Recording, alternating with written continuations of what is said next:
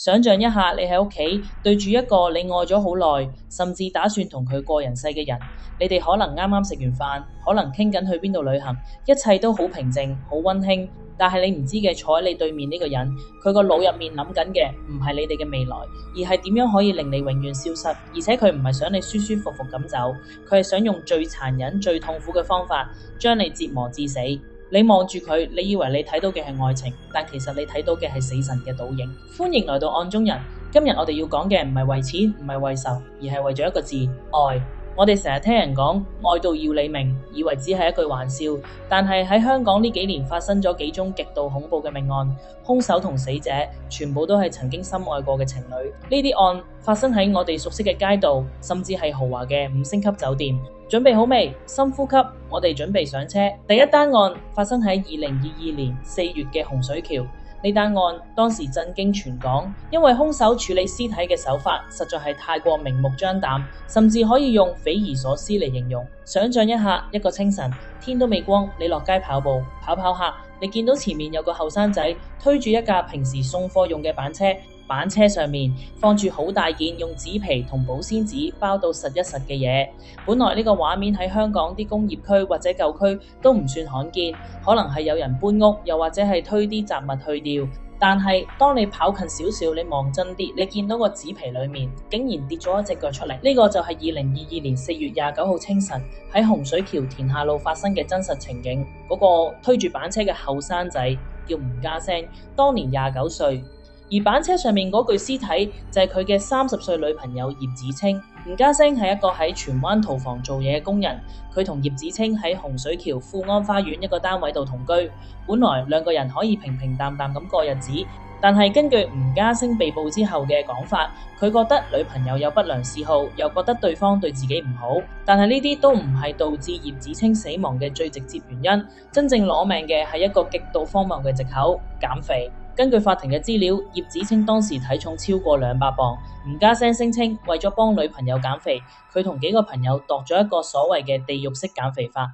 呢個減肥法係咩呢？唔係做運動，唔係節食咁簡單，而係唔准瞓覺。你冇聽錯，係唔准瞓覺。吳家聲話佢聽人講唔瞓覺可以幫助減肥，於是佢同另外幾個朋友喺單位裏面強迫葉子清保持清醒。如果葉子清瞌眼瞓，佢哋就會用唔同嘅方法去叫醒佢。呢個所謂嘅減肥營持續咗整整10日，10日10夜不眠不休。大家想象下，一個普通人2-3日唔瞓覺已經會精神崩潰，出現幻覺，更何況係10日。期間，葉子清曾經痛苦咁問過吳家聲，點解要咁對我，好痛苦。但係吳家聲冇停手，去到最後，有人為咗阻止葉子清瞓覺，竟然攞起木棍狠狠地撲向葉子清嘅後腦。就係咁，經過幾日嘅折磨，葉子清終於支持唔住，暈低咗。之後佢就再冇醒過。吳家聲發現女朋友死咗之後，佢冇即刻報警，佢將葉子清嘅屍體用紙皮包住，再用保鮮紙捆綁，然後擺上甲板車度。佢打算就咁推住架車喺大清早嘅街頭，將自己深愛過嘅女人當垃圾咁掉咗佢，直到被神魂客發現，報警拉人。喺警戒之下，吳家聲講咗一句令人毛骨悚然嘅說話：我一時錯手，用棍打死咗佢。各位，你哋覺得呢個係一時錯手嗎？10日10夜嘅折磨，用木棍撲頭，呢啲真係為咗減肥，定係一種極端嘅控制欲？一種將自己嘅權力凌駕喺另一半生命之上嘅變態心理。愛情喺呢個單位裏面變成咗一場殘酷嘅私刑。如果話洪水橋拖屍案係一種低下階層嘅悲劇，咁接下來呢單案就係發生喺光鮮亮麗嘅上流社會5星級酒店裏面嘅一場恐怖謀殺。呢單案嘅女主角叫周慧賢 Aqua Cho， 相信好多有玩 Instagram 嘅朋友或者平時有留意開瑜伽資訊嘅人都可能聽過佢個名。Aqua 當年只有23歲，生得好靚女，身材好好，係一個好受歡迎嘅瑜伽教練同網紅。IG 有超過5萬個 followers。喺大家眼中 Aqua 嘅生活係完美嘅，佢成日 post 自己做瑜伽嘅靚相，生活充滿陽光同正能量。佢仲好有上進心，原定喺2022年6月30號凌晨就會搭飛機去美國進修，為自己嘅事業更上一層樓。但係就喺佢上機前嘅10幾個鐘，佢嘅人生永遠定格咗喺23歲。6月29號下晝，阿誇離開咗佢喺深水埗愛海頌嘅住所，之後就再冇人見過佢。佢嘅屋企人同朋友點打電話都去佢唔到。眼見就快要上機，阿誇都冇出現，屋企人急到如熱鍋上嘅螞蟻，喺30號下晝報警，仲喺網上瘋狂出 post 尋人。警方接手調查之後，翻查愛海頌嘅閉路電視，發現阿誇失蹤前，佢嘅前男友28歲嘅盧峻銘 Alex Low 曾經喺大廈出現過。盧峻銘係咩人？佢曾經係香港武術代表隊嘅成員，但案發時報稱無業。有傳聞話佢當時爭人錢，被人追債。警方第一時間姦盧峻銘問話，佢初頭扮到若無其事，話自己咩都唔知，唔清楚阿誇去咗邊，但係只係包唔住火嘅。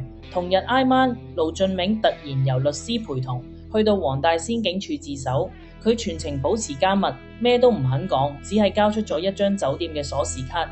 呢張鎖匙卡屬於全香港最高級、最豪華嘅5星級酒店之一——尖沙咀香港麗思卡爾頓酒店 The Ritz-Carlton。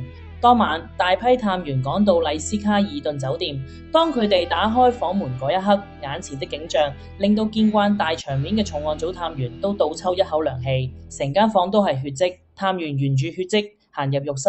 喺個浴缸裏面，佢哋見到阿誇嘅屍體。浴缸裏面嘅水已經被鮮血染成深紅色。法醫檢驗之後，發現阿誇身中超過30刀，其中最致命嘅2刀，一刀喺喉嚨，一刀喺胸口。兇手嘅手法極度殘忍，明顯係想置佢於死地。更恐怖嘅係，兇手將阿誇斬至重傷之後，仲將佢放入浴缸度放血。一個原本前途無可限量、準備飛往美國追夢嘅年輕女仔，就咁慘死喺前男友嘅亂刀之下。點解會揀麗思卡爾頓酒店？呢間酒店保安森嚴，而且房租昂貴。一個報稱無業、疑似欠債嘅人，點解會租一間咁貴嘅房？有犯罪學專家分析，呢種行為反映咗兇手一種扭曲嘅儀式感。佢要喺一個最奢華、最靚嘅地方去終結一個最靚嘅生命。呢種心態同古代啲變態殺手將受害人擺喺祭壇上面係同出一轍。既然我得唔到你，我都唔會俾其他人得到你，我甚至要毀滅你所有嘅未來。呢種扭曲嘅愛情觀真係令人不寒而慄。如果頭2單案係針對伴侶嘅報復，咁第3單案就係一種徹底失去理智嘅玉石俱焚。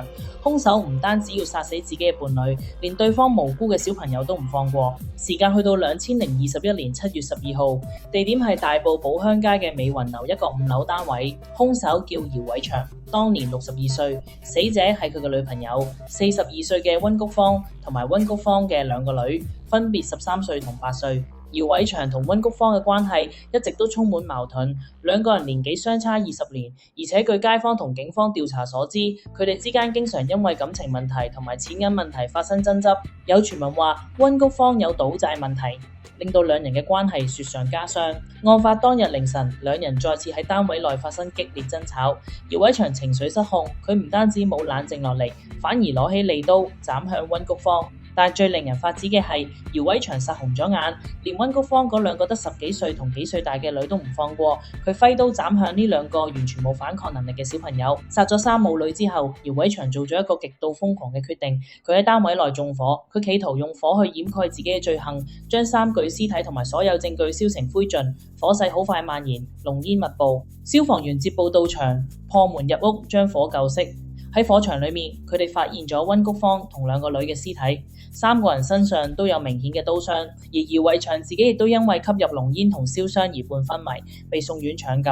姚偉祥喺醫院醒返之後，隨即被警方拘捕。2024年11月，佢被法庭裁定誤殺及縱火罪成，判監15年。15年，3條人命，包括2個原本有大好前途嘅小朋友。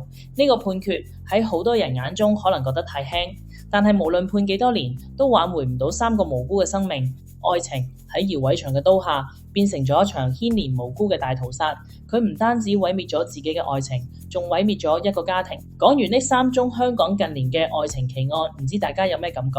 洪水橋拖屍案嘅吳家聲，用減肥做藉口對女朋友施加10日10夜嘅非人折磨；麗思卡爾頓酒店案嘅盧俊銘，對住準備出國進修嘅前女友連捅30刀，放血殘殺；大埔美雲樓案嘅姚偉祥，因為情變同錢銀糾紛，亂刀斬死女友同2個無辜嘅細路女，再縱火燒屋。呢3個人，佢哋都曾經同死者相愛過，曾經有過甜蜜嘅時光，但係點解最後會行到呢一步？其實好多時呢啲所謂嘅情殺根本就唔係因為愛得太深，相反係因為佢哋根本唔識得咩叫愛。佢哋口中嘅愛其實係一種極端嘅控制欲同佔有欲。當另一半唔聽話，想離開或者表現出比自己優秀嘅時候，佢哋嘅自卑感同不安全感就會爆發。佢哋接受唔到失去控制，於是就用最暴力、最極端嘅手法去摧毀對方。世界之大，每一日都有咁嘅故事發生緊，有啲係遠在天邊，有啲係就喺我哋身邊。我做呢個頻道唔係為咗消遣，而係希望每一個睇完故事嘅你都可以多一份警覺，多一份對生命嘅珍惜，帶你去到世界另一個角落，揭開另一單令人難以置信嘅真實案件。我哋係案中人，下集見。